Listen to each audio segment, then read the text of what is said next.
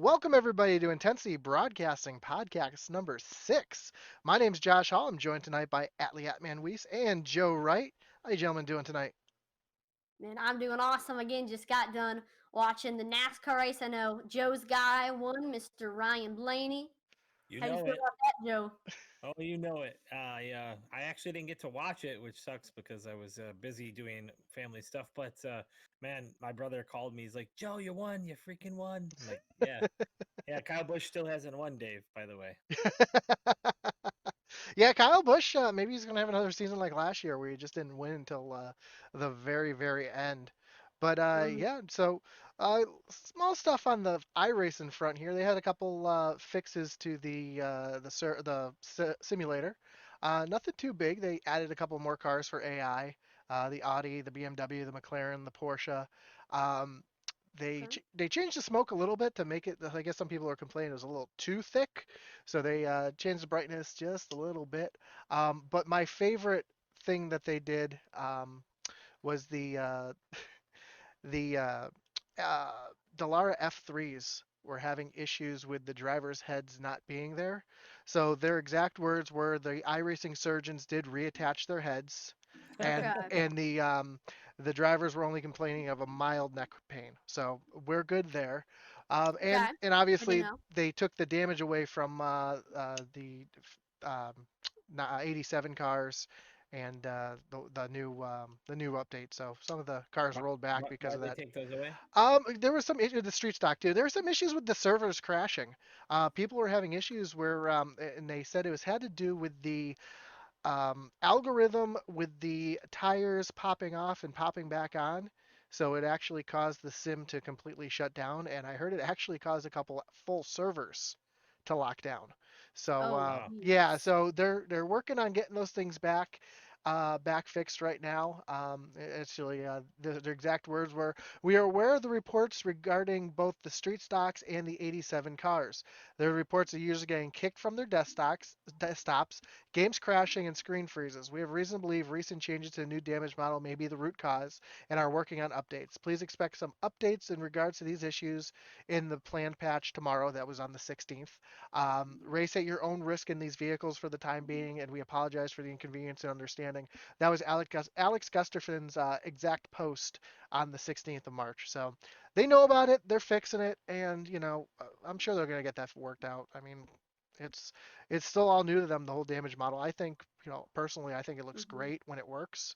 Um, I know the McLaren that just came out has a new damage model, and I've crashed that plenty of times already, and it's hasn't locked up my computer. So they're taking it case by case. I'm sure they'll get it fixed up. So that's about it on the iRacing front. I do know that the Pro Series, the Pro Invitational will be starting up pretty soon as well, so that'll be fun.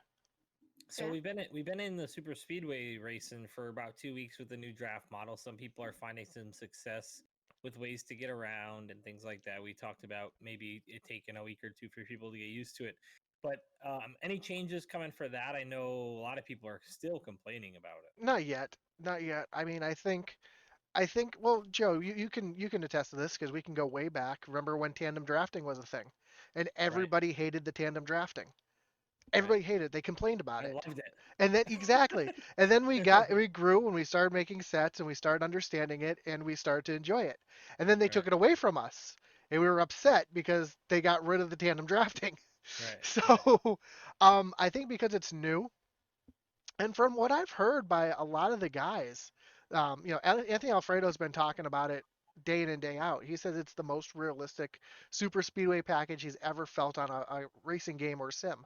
So that speaks out, that speaks volumes for me. I think it's a lot of fun. Right. I know the Super Speedway Kings, I'm running with them this year on Tuesday nights, and they reverted to the trucks because the trucks don't have the new damage model or the new drafting model yet. So they felt that it was a little too boring, the racing right now.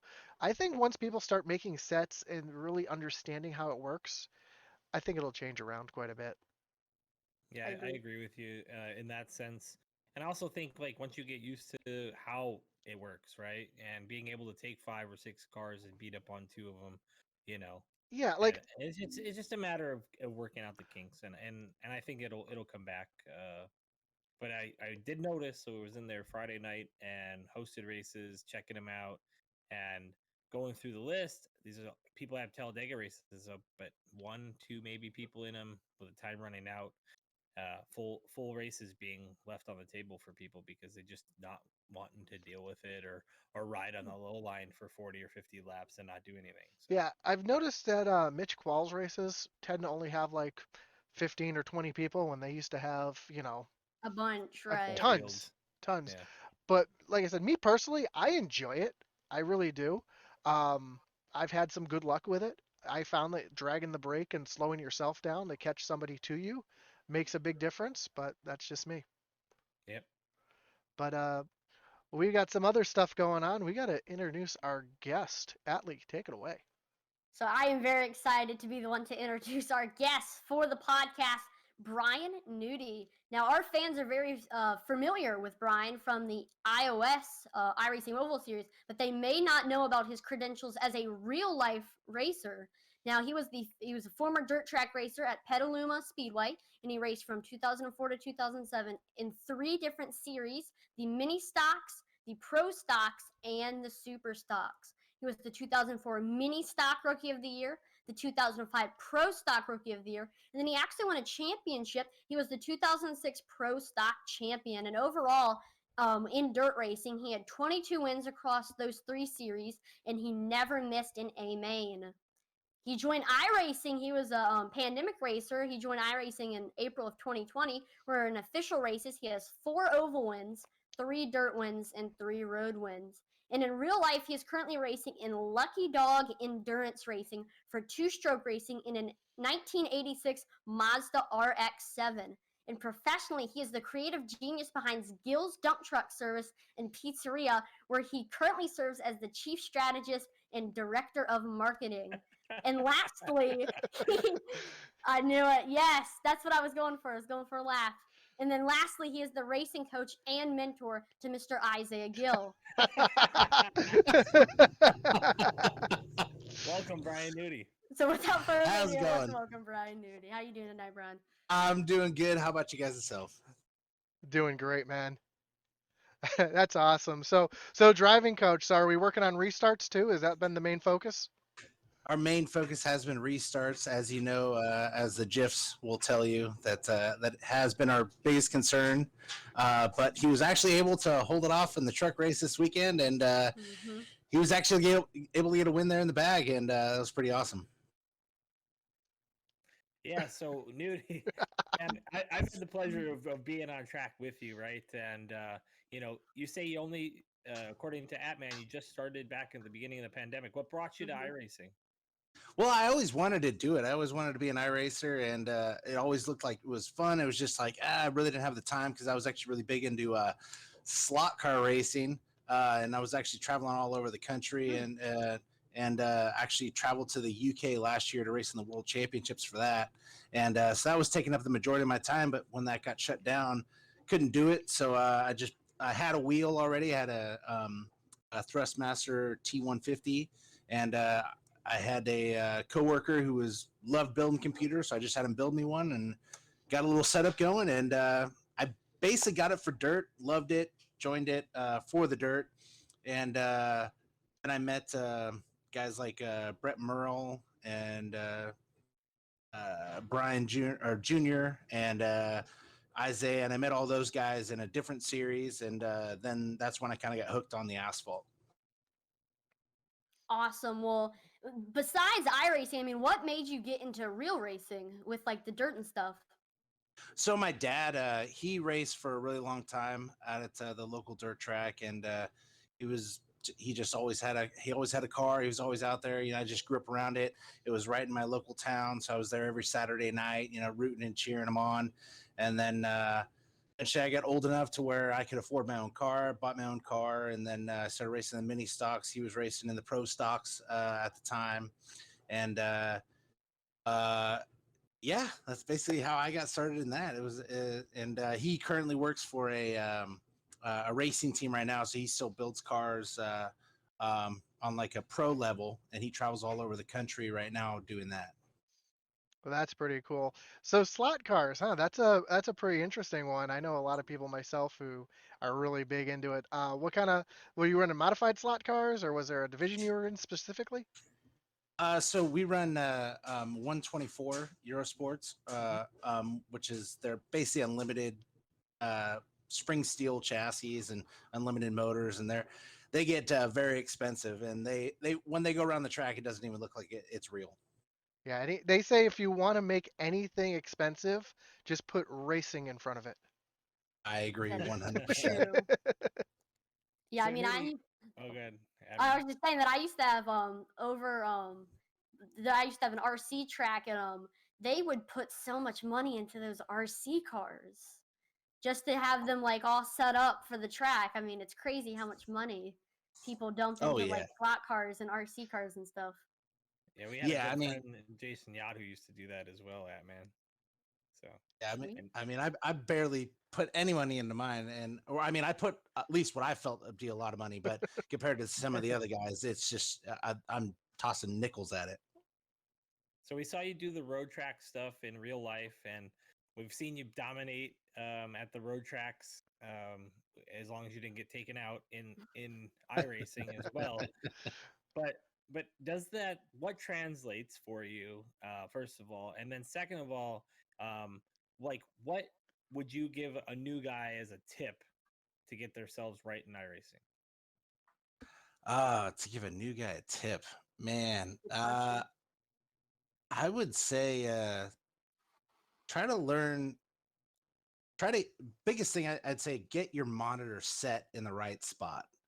Like you don't really realize how much of a difference it is like having that at the right distance because when you're sitting too far back in the car quote quote in with the monitor and how far it is distance away from you, it really kind of gives you like a false man, I don't even know what the word I'm looking for. It helps a lot. We did that with a couple guys that we raced with in another league that I was in, just kind of help them explain that with the monitor setting and how like you want that as close to you as pretty much as you can, and that'd Well, help. And then I think what you're getting at is the point of rotation in the car versus yes, where you're sitting and where the steering wheel would be gives you a better uh, understanding of the rotation of the car, so you know when the car starts to rotate the way it's supposed to, especially at oval tracks. yes, 100%. And also the biggest thing I would say is learn how to trail brake.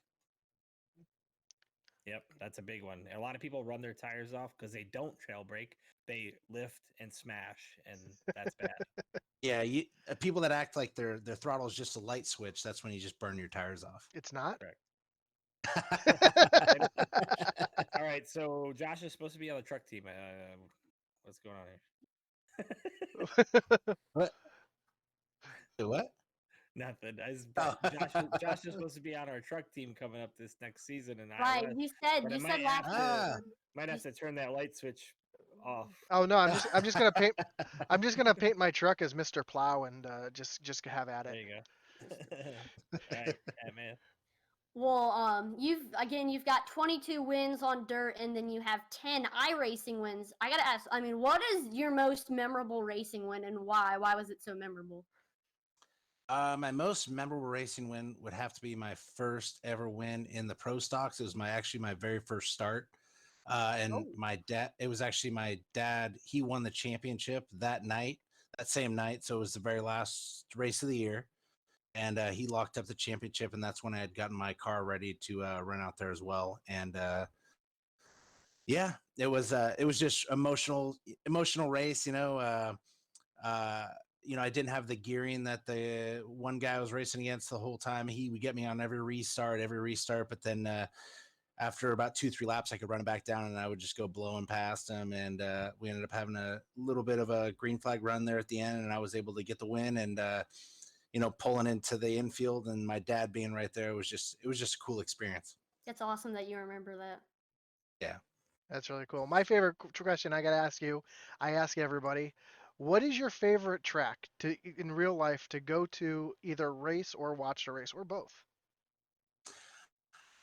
Well, my favorite track to go to is obviously Sonoma. You know, it's basically my local track. I've been going there ever since they started. Pretty much ever since I'd say 1994, I've been going there.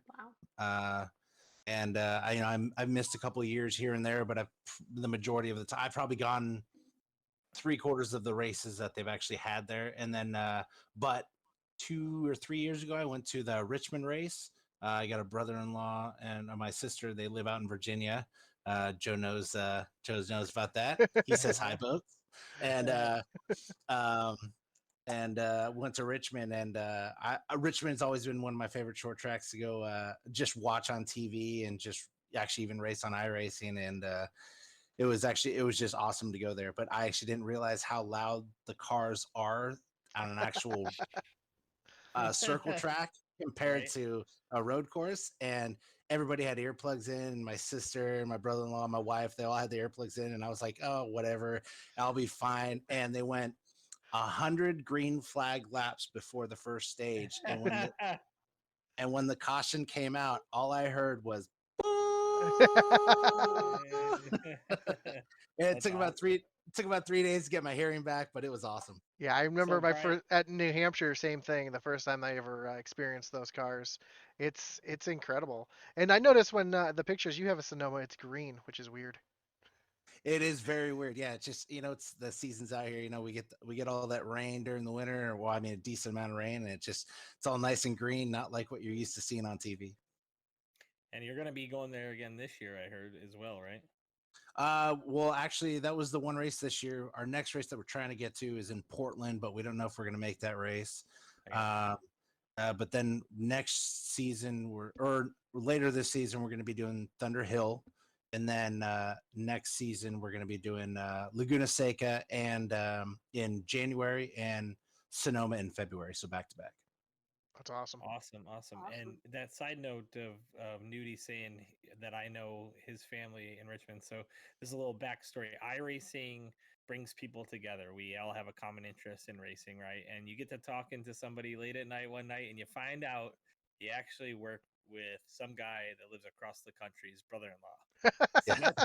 that's pretty wild. So I know Brian's brother-in-law. That's what he was talking That's about. crazy. Wow. But Richmond's my favorite track so far, other than Talladega. Talladega is where it's at for me. I will go there. I would hitchhike there. I would pinch a tent for a month and a half just to see the race. I would do whatever it takes to get to Talladega because I think it's that awesome. So if you can get a chance to get there, I definitely suggest that, Brian. That Mm. you think it's loud when they go by constantly? Wait till they go by at 200 miles an hour once. It's wild. Okay, one other thing. Bristol. You need to go to Bristol, the last great Coliseum. It's a big, gigantic, thick bowl, I'll be and there it's this weekend, crazy. that man. Lucky. That's on my checklist. Mine All those too. tracks. But for the final questions, I gotta ask. Besides Isaiah, who are your racing heroes? I racing Hold heroes. on, can I add to that, Evan? Who's your Sure. iRacing hero and iRacing rival? My Okay. iRacing rival. Well, he who shall not be named, I no longer race against. So, Okay. but just in the iOS series, it's got to be Dustin Dean because it just always seems like at the end of the season, it's always coming down to end of races. Seems like we're always kind of near each other, and I'm always kind of duking it out with him. But in real life, Tony Stewart's always been my guy. And kind of ever since he's kind of gone away, it's I kind of root for Kyle Larson just because he's a local guy. But I'm still just looking for that Tony Stewart like figure to fill that void. Yeah, there hasn't been anybody like Tony Stewart since he retired. That's for sure. And I mean, I used to root for Tony Stewart myself, so he was a figure Yeah, definitely. He was just a different kind of guy, right? He had a swagger to him that you hadn't seen. in You know, anybody. well, I mean, maybe Dale Earnhardt Senior, maybe, but he was just quiet, right? But Tony was loud and obnoxious too, right? But it wasn't like Kyle Busch obnoxious, where you were like, man, I can't Mm-mm. stand that guy. But it was enough to be like, you know what, he's right. You know, Yeah, If he's you right. exactly, if you exactly. ever get the chance, there's tons of YouTube videos of just Tony Stewart quotes and Oh yeah. outtakes and I'm Yep. sure there media is. center. I mean, he's probably the funniest person in the media center, especially when people ask him questions that he doesn't like. Like my favorite by far is the time that someone asked him if he thought the racing was too safe. And he said, "Well, I think this media center is a little too safe. I think we should go around and start cutting. Should start go around and cutting, a leg off each chair and raise the danger in here and make it more exciting for us." So he's Tony Stewart for you. and true story. A couple years ago in New York at I always forget the name of the track. The dirt track in Albany. I almost got run over by Tony Stewart in the pits. So Oh wow. yeah, I wasn't paying attention, and he came in after his qualifying attempt, and I almost got run over with a sprint car. So Ooh. that's why, and I hate to be that guy, but it's kind of funny. I have a bright yellow driving suit because it just happened to be the one that was on sale when I needed to buy a driving suit. And somebody asked me, "Oh, why'd you get that?" I go, "Oh, it's my anti-Tony Stewart suit." So Ooh, ooh. Too soon. too soon. Yeah. No, hey, You don't want to get a helmet thrown at you. now, well, hey, listen, that wasn't his fault. I will say that I up and know. down. I've never been a Tony Stewart fan. I was a Rusty Wallace fan, so I never really liked Tony Stewart for those reasons because him and Rusty seem to always get into it week in and week out. But yeah, I mean, it's he's a good driver and he's a good guy, and yeah, it's Yeah. Yeah. Well, thank you so much, Brian, for joining us tonight. And as expected, it's been a lot of fun with the whole interview. So good luck and lucky dog this year and the remainder of the Iowa season. And thank you for joining us and have a great night. Perfect. Thank you very much. You guys have a good one. Here, you Well, that was animated. Brian's a fun guy and he's fun to talk to, and I'm pretty sure the he that will not be named has to do with our intro video. Ooh, good point. Oh, Never even thought about that. I was trying to figure out who. who it You know, I'm is. like, I don't know who, but I guess I know who now. I I don't care know about who. saying it. I will name that person. We're not going to throw names around, but I anyways, know. so Name dropping for keeps. we had a great week with our leagues this week. I know Joe had some fun on Sunday night in the original Rebels League. Yep. We had a really good night with both Original Rebels and Arca on Monday night as well. So hang on one second. Let me get the Original Rebels one pulled back up. They had their Awesome. All-Star race. Oh yeah. Oh yeah. Yeah. Yeah. The So That's right. all So yeah, I I was was gonna always say trying to look for the results, but yeah, no, the All Star race. I had a great night actually. Man, I was a comer and goer in that race for sure. Ended up coming home fourth though in the All Star race, It's not bad. making $25. And I also took that $25 and then donated it back to the winner in the form of Intensity Broadcasting. So the winner should have got $155 as well. So that's good. yeah, so just exciting. So it wasn't the normal racers either. There was a couple other people in there. I don't have the results because I can't find them because they were in a hosted session. But That's true. I believe who was it that won that, Joe? Because I'm trying to remember. It was Zach, wasn't it? Is it Yeah, Zach Wetstein won. That's what I thought. Yeah, it was an exciting finish as well, coming down to the end. But Zach just continues to dominate that truck series week in and week out. So, but Yeah, yeah, he's tough. He's tough. He knows how to save tires. He's good on strategy, and he's just good overall. I mean, he's a great racer. That guy. And you know he was in the I was in his team's Discord during the race, and the composure, the hey, it's okay, don't worry about it, I got this, kind of, like it's just a Sunday morning drive for him. So yeah, not just that, but a lot of money paid out to a lot of good people. Me and Eddie had the Eddie Morris announced that with me. We had the luxury of calling out the or announcing the Mr. Insignificant Award, which went to Magic Mike Uribe. So that was a nice thing for him because he was yeah, the because only. you guys didn't mention him at all I during don't the think race, we right? mentioned him one single time that whole night. So it was between him and Alex Veith, and then Alex took out Matt. So Matt Geis. So we couldn't call him because we actually mentioned him. So and then Monday we had some awesome racing. So I'll do the average Joe Northeast Dirt Tour for my boy Matt Knights. We had 5 cautions, 5 lead changes, and Dylan Petty started the race in third, led 24 laps. He ended up getting the win in that 5 car. Dylan D. Thomas second. He led 20 laps. He was up there with Dylan Petty all race. Brent Horman third. Matthew Belt fourth. And then Earl Jackson finished fifth. And then we got ARCA. So the ARCA race was pretty uneventful, actually. So Yes. we're so used to watching the ARCA guys crash lap after lap and waiting for cautions and this, that, and the other thing. But actually, we had a really good race. 7 lead changes. Al Warnicki gets his first win of the season in the series. Zachary Cox comes home second. Brett Merle coming home third. I think. Let's see here real quick. Let me double check. No, I was gonna say I thought Dave got his best finish of the season, but Atlee got 23rd. That's not bad, Yeah. man. That's Well, better. It's better than 4 people. Two of which are, well, one of which is a admin for the league. So you did better than an admin. yay. The But user will not be named. I gotta Since say, we're on I that gotta theme. say this. I gotta say this. When I joined the series, Crime Jock 100%. That's why you aren't seeing any costumes. Are And if you you like the running chicane, so they have to get around you so they can't run into each other? right, yep, that's me. If there's gonna be crime, it's gonna be for me. So you're the Danica Patrick of the group? No, I'm kidding. No. No, because he doesn't wreck, so we're good. But it's really unfortunate, right, for Brett Merle. Brett Merle had led 46 of the 70 laps. He comes home third, though, and had the fastest lap time of the race. So, pretty much dominated by him. I think tire strategy was the issue at the end. So, And then we move on to Tuesday night, which saw the iOS Cup Series at Kansas. And that race was absolutely dominated by Stephen Black.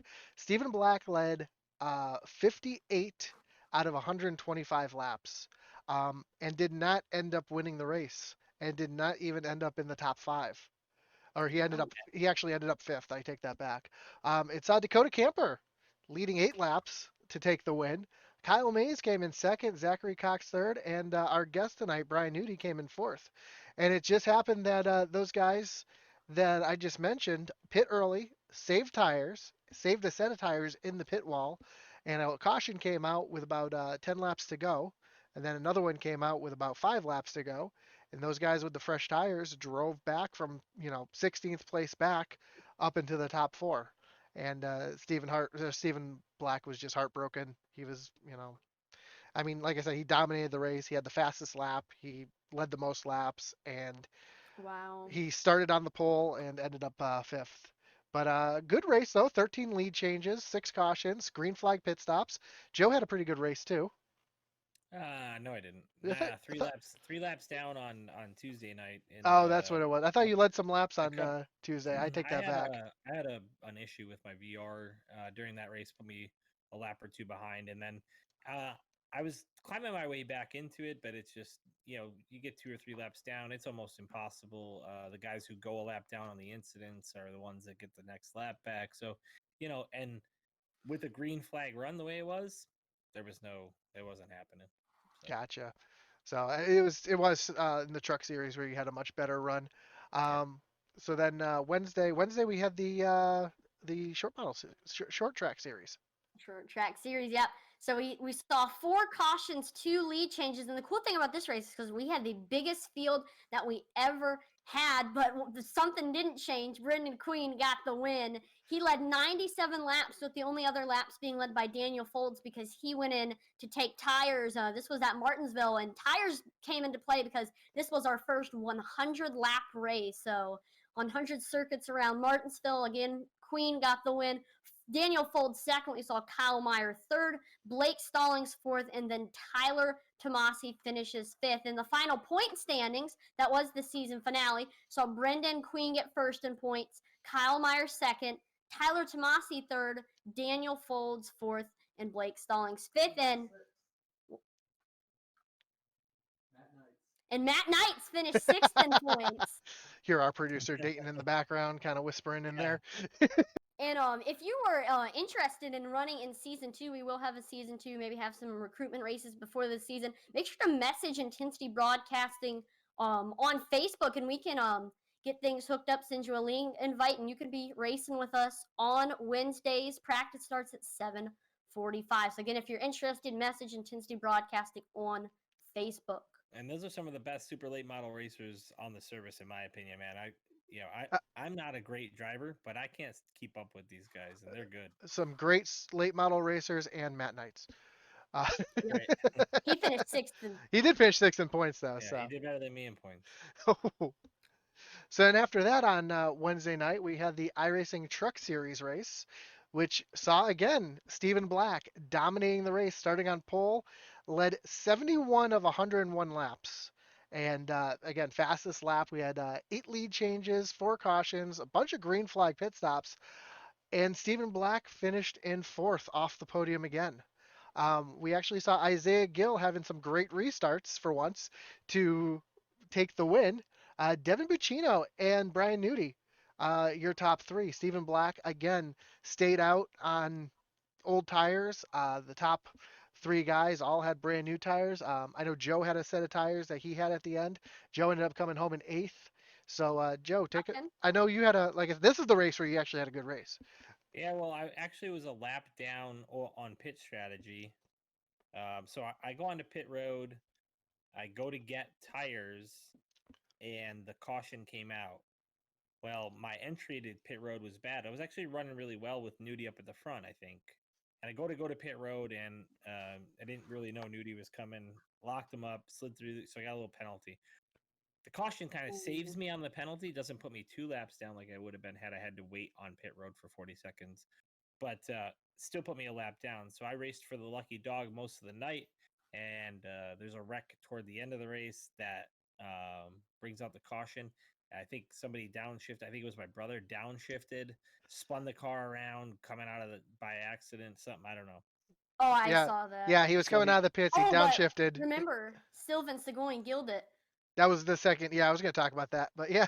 Yeah, so that happens, right? And then we get a caution there, and then I'm able to run away from Brian Merle Jr. for a while, and just keep enough ahead of him to get that lucky dog during the last caution, which I think is what you're talking about with Sylvan Seguin. Yeah, as they were coming to green for the first green white checker, Silva Seguin did gill it, and they were all calling that across. Everybody was laughing so hard because they called it across the voice chat that someone gilled it. And for those that don't know, if you've seen our wreckage replay where there's a bunch of trucks just going everywhere, Isaiah Gill did hit the gas and spit himself out in front of the field on a restart. And since then, we've been giving him quite the razz for it. Although he had 3 really good restarts this race, so I kind of can't say that anymore to him. But Right. yeah, so the iOS series moves on to. I thought I had my schedule up, and I So apologize. iOS ARCA is going to move on to Irwindale, Irwindale. Irwindale. That's gonna be which we ran fun. a test race Saturday night. And I'll tell you what, whoever's calling that with me, probably gonna be Eddie Morris. We're gonna be in for a long night. Oh No. no. Yeah. Oh yeah. I gotta start practicing. Yep. It's like it's almost like Darlington, kind of a diamond in, ride the wall, power off. Yep. It's an interesting track for sure. Irwindale has the best configurations. You got the outer Irwindale, the inner outer, and then the figure eight, and then the figure eight with jumps. You guys should just run the figure eight with jumps in the Arca series. Yeah, exactly. That'll be Yeah, fun. the ARCA car will do one jump and blow into pieces. Yeah, and the iOS Cup Series and Truck Series move on to Joe's favorite track, Richmond, next week. Ooh. Yeah, I ran some practice laps there as well. I And feel pretty good about Richmond. actually, back-to-back favorite weeks for you. You have Richmond next week and then Talladega the following week. So Yeah. Talladega is going to be a follow the leader, so I'm not excited about that. yeah, then we have our Thursday night Dirt Series. Yep, double dirt Thursdays.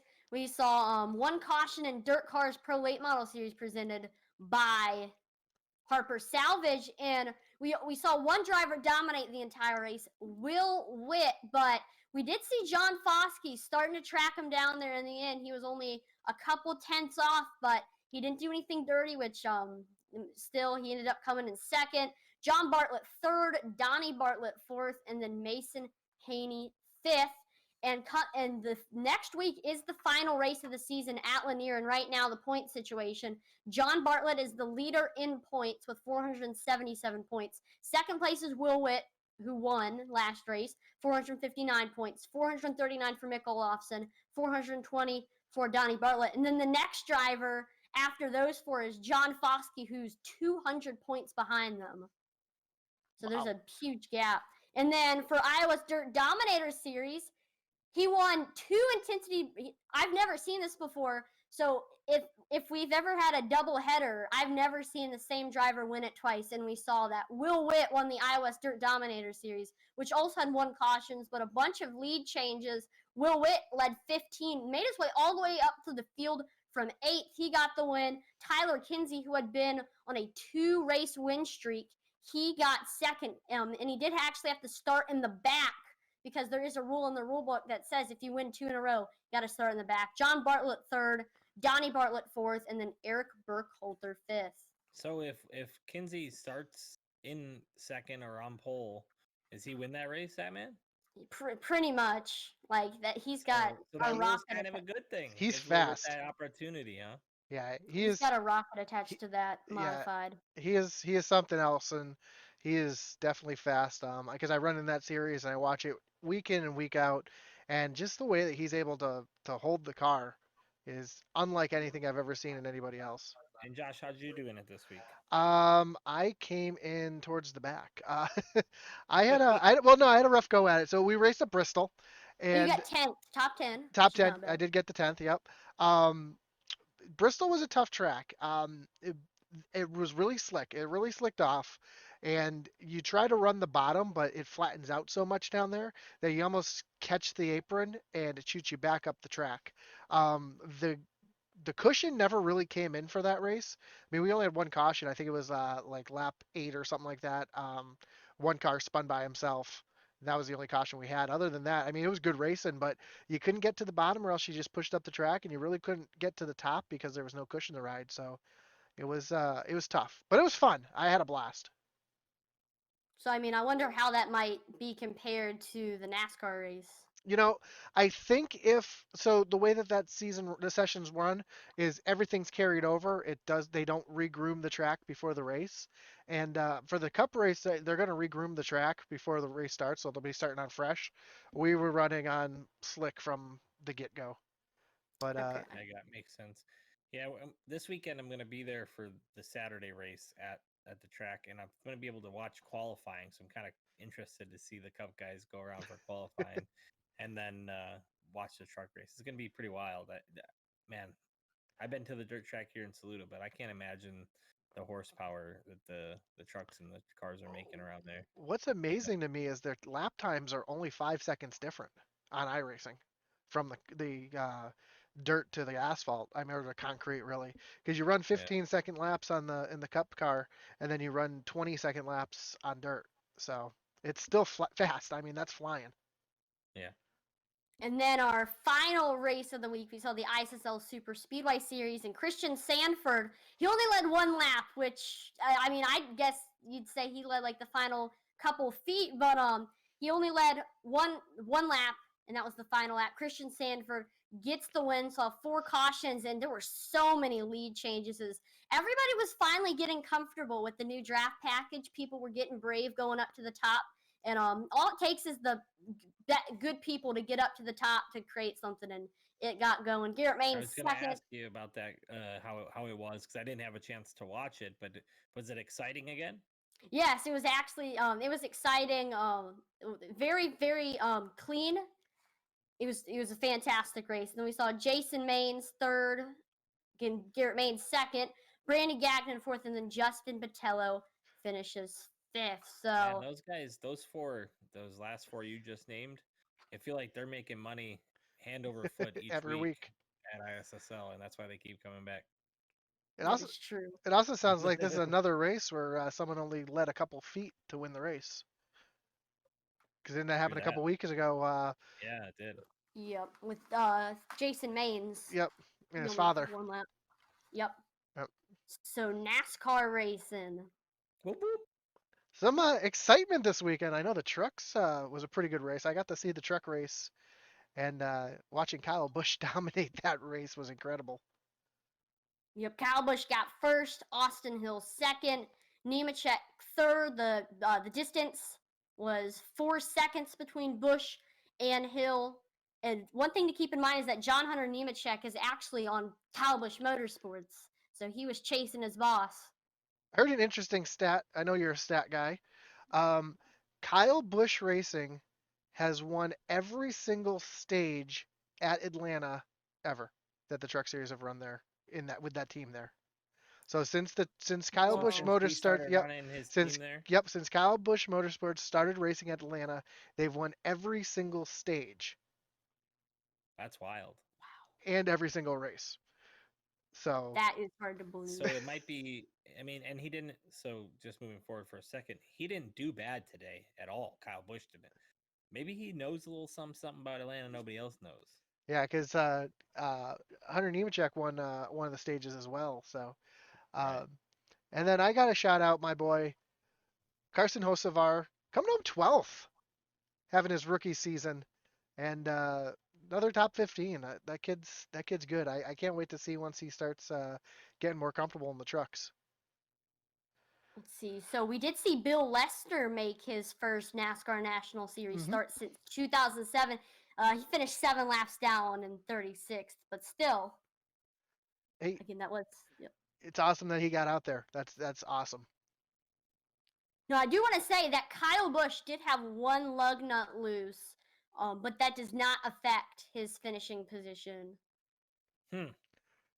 And I do want to mention that a bunch of people, after all three of these races, it's now more than ever, Atlanta needs to be paved. No, it doesn't.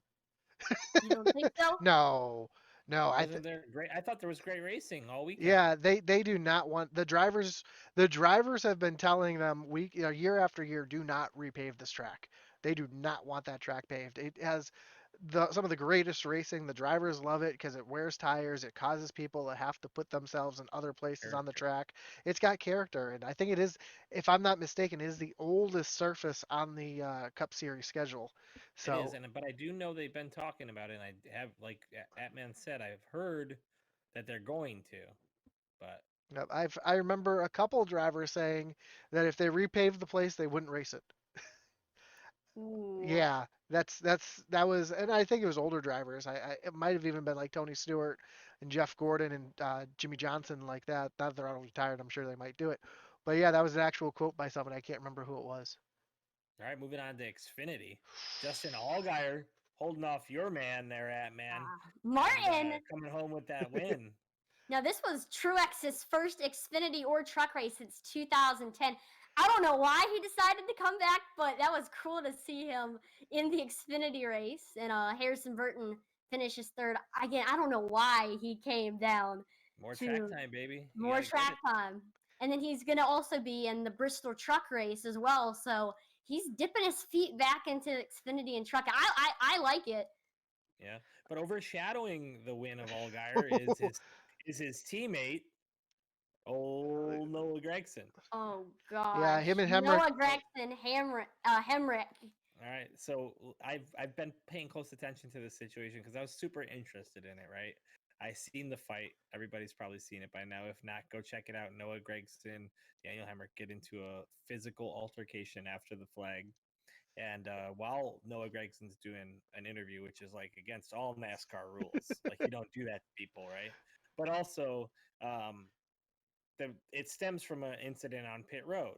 Mm-hmm. Daniel Hemrick slides through his pit into Noah Gregson's by half a car length. Noah can't get into his pit, is stuck outside of his pit. Uh, Hemrick backs up into his, but doesn't back up far. I mean, barely into his own, right? And then or Gregson has to find his way into his pit. Now, NASCAR has ruled. I don't know if you guys have seen this, but they have ruled that Noah Gregson was not in the wrong and that it was an incidental contact on pit road. That he didn't do it on purpose. And Now, if you watch it, I mean, his crew guy is going like this, and he's yeah, watching his crew guy, and his crew guy never gave him the stop.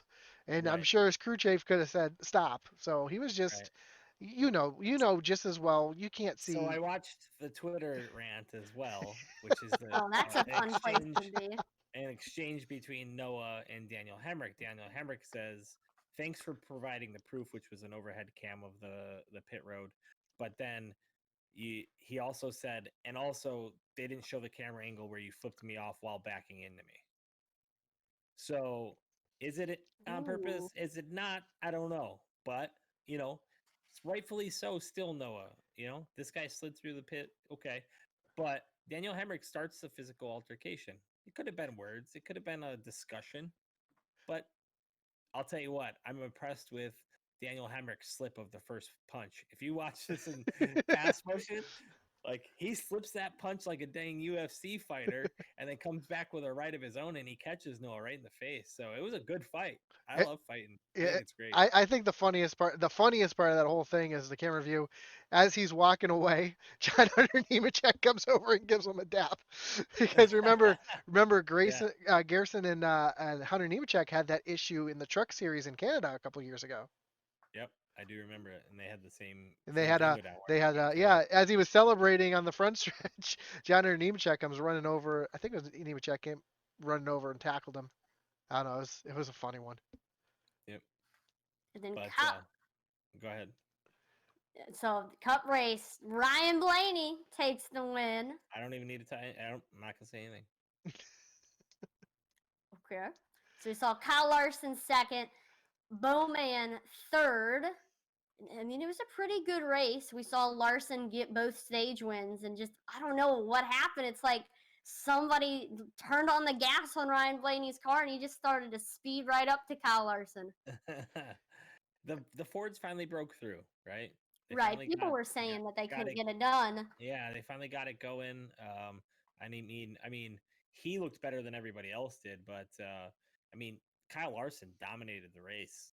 269 laps led, and you come away without it is a lot like being Stephen Black in NASCAR.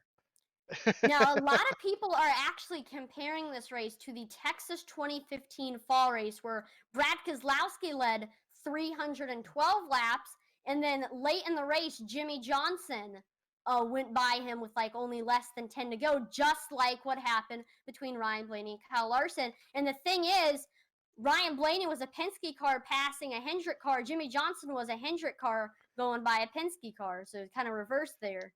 Right? We'll get back. And And the second best finish in Ford was Chris Buescher. Yeah, came home seventh. Great finish. Yeah, he's been doing pretty good, especially that one race. I forget what it was, but he was so dominant. Vegas. It was Las Vegas. Yep, Vegas. I don't know. What they've put in that 17 car. Whatever they're putting in Michael McDowell's car, he came home 19th. Yeah, Still doing good. Ryan Still New- top 10. and Ryan Newman in 13th. So Yeah. it looks like the Fords are starting to come around a little bit. And then one driver also I want to talk about is Daniel Suarez, who were up there for the entire. He was even Clint Boyer's ones to watch. His pick. Yeah, he had I a. mean, Where'd he end up finishing? I'm 17th. not Kind of sure. meh. 17th. So he had a good run, for It's sure. not bad. Considering He he's led in one a lap. Yep, one lap. Considering he's in a new team owned by Pitbull and Justin Marks. Yeah, Man, I mean, that's speaking of new crazy. teams, Bubba Wallace came home in 16th too. So, I mean, that's a good showing for a brand.